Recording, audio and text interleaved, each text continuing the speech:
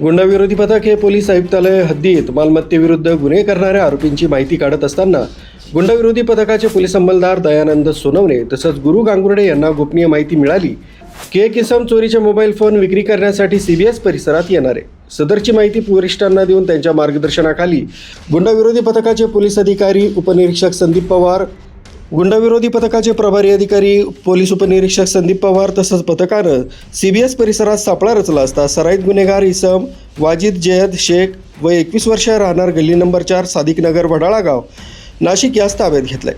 त्याच्याकडे केलेल्या चौकशीत त्यानं गुन्हा केल्याचं कबूल केलंय।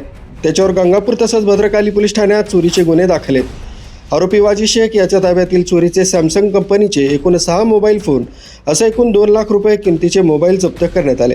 सदरची उल्लेखनीय कामगिरी संदीप कर्णिक पोलीस आयुक्त नाशिक शहर, किरण कुमार चव्हाण पोलीस उपायुक्त, सहाय्यक पोलीस आयुक्त संदीप पेटके यांच्या मार्गदर्शनाखाली गुंडाविरोधी पथकाचे प्रभारी अधिकारी पोलीस उपनिरीक्षक संदीप पवार, पोलीस हवालदार विजय सूर्यवंशी, सुनील आडके, अविनाश देवरे, प्रदीप ठाकरे, दयानंद सोनवणे, गुरु गांगुर्डे, कल्पेश जाधव, राकेश राऊत, अक्षय गांगुर्डे, गणेश भागवत, राजेश राठोड, घनश्याम महाले, सुनीता कवडे यांनी पार पाडली।